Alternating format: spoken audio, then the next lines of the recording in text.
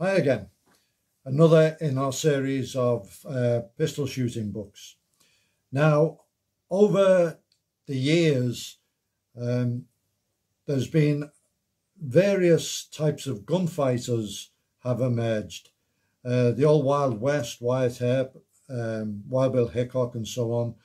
The G-men versus the gangsters during the 30s and so on. And in recent years, with the global war on terror, which has been going on for over 20 years, there has been a core of guys who have been engaging in gunfights on a very, very frequent basis. So there is a great mass of experience there. But if you look at the members of these units, these elite units, mostly military but some are law enforcement, and find out where they got their pistol training from, in almost every case you can trace it back to civilian instructors that form the basis. Now, obviously, over the years they've got their own, they've grown their own instructors and so on, but it all came from the seeds were from the civilian training world.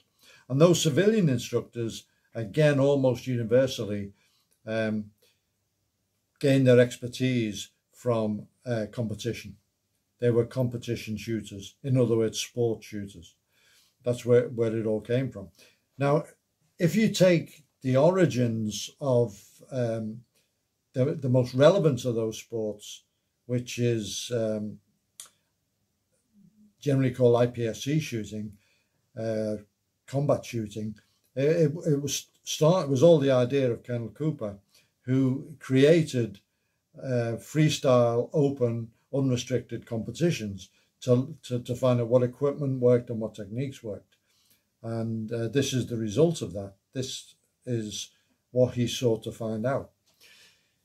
Those competitions led to dramatic changes in equipment and technique. In more recent years, there became an argument about what was called gamesmen, people who were more interested in playing games rather than reality. And the Colonel was critical of some of the aspects of what he had created, with an overemphasis on games winning equipment and so on. Okay.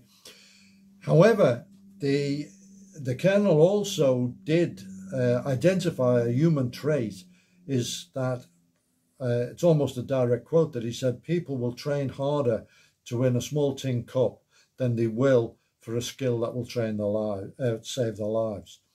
So competition is a very strong motivator, and there is no doubt that it has contributed to what we know today about pistol shooting. There is no doubt about it at all.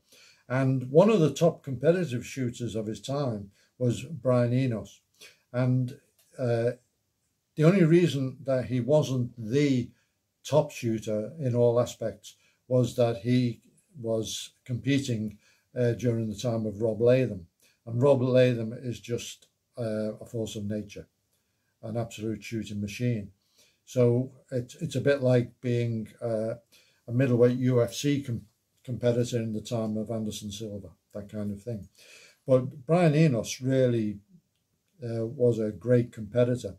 And in the book that we're discussing, Practical Shooting Beyond Fundamentals, he sets out a lot of the material which he developed in order to train himself to reach a high level of skill. And among some of the things he talks about is natural point of aim.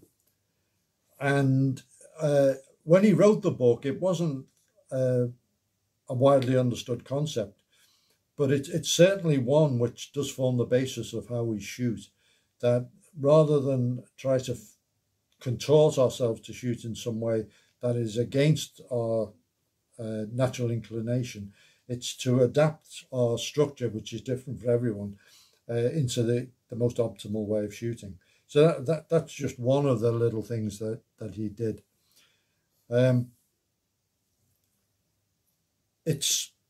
the book is absolutely chock full of very insightful material. Big emphasis on sighting and trigger action, which really is the core. But there's such an amount of it, and I've recently gone back to the book for this review and was really impressed by just how deep he was going into the material on sights and trigger, which is a very difficult concept to get across, because it's what the individual is seeing and what his hand is doing in very, very subtle ways, and that connection, that hand-eye coordination as well, under tremendous time pressure. And he breaks it down, he analyzes it very, very well, and gives the reader a wealth of information that will help in a practice regimen for that. Another big section is on grip. There's a lot of subtleties in the grip of a pistol that again, there's an individual component, and there's also what weapon you're using, and he brings all these factors into it to give you the maximum advantage in shooting. As I said, there was quite a bit of criticism about the way IPSC shooting developed by people who consider themselves realists.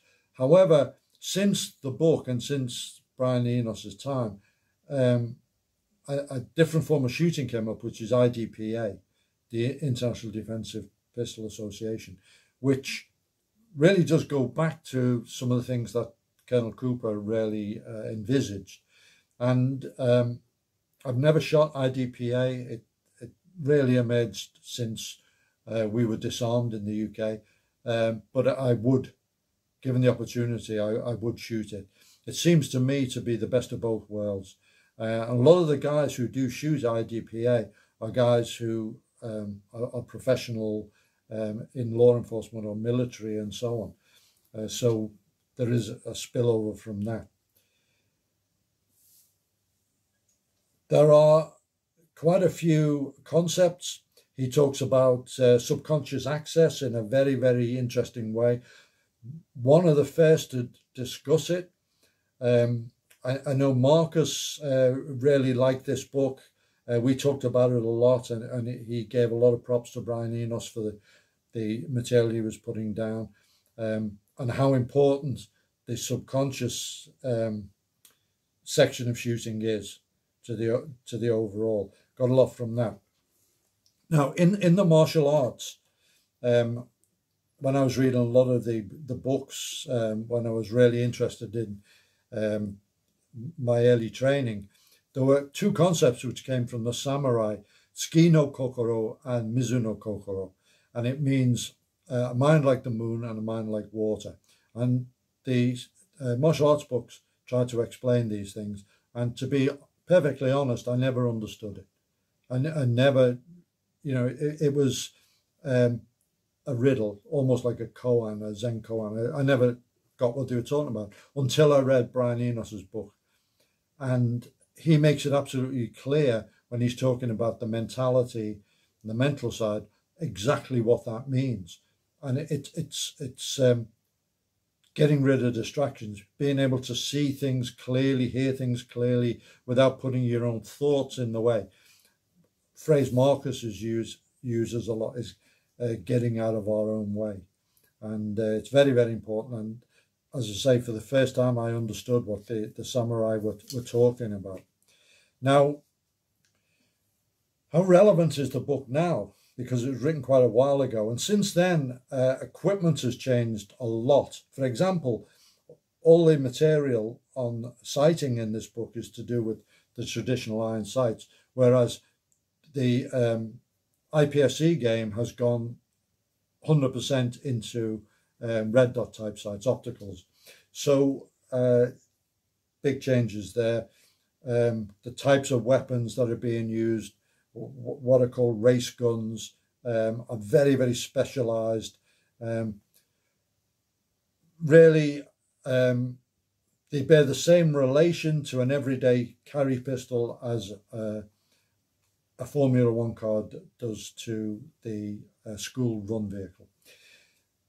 But having said that, IPSC influenced those everyday carry weapons, because a lot of what was done in the early days of modifications to the weapons, better sights, modifying the safety catch for easier access, smoothing everything out, rough edges and so on, chamfering, that kind of thing, became incorporated in the actual design of the weapon. So you could, out of the box, you were getting weapons that used to cost you hundreds of dollars to modify the previous models. So that development, the race gun type thing, isn't to be sneered at, because we've come to the time now where red dot sights are small enough to use on personal carry weapons, and they are a big advantage. You know, some of the special force units have pistols with red dot sights, for example, because it works. Techniques have changed as well. The way the grip is used and so on has evolved over the years, just as the UFC has evolved from the very early days to what it is now. It's evolved enormously, and this is a good thing. However, the book is still highly relevant, because a lot of the material is foundational. It's how we process information, how shooting is actually done, the interaction with the nervous system and so on, how we respond to a stimulus, this kind. It's all in the book, and it's all highly relevant. Now, Brian Eno, there's a lot of really good shooters. You go to any major match and you'll see people who are awesome shooters. However, what Brian Enos is, besides being an awesome shooter, he can analyze, explain, and communicate concepts, drills, techniques, procedures in a very, very clear way. And that's why this book continues to be highly, highly relevant and is of interest to anybody who really wants to improve their pistol shooting.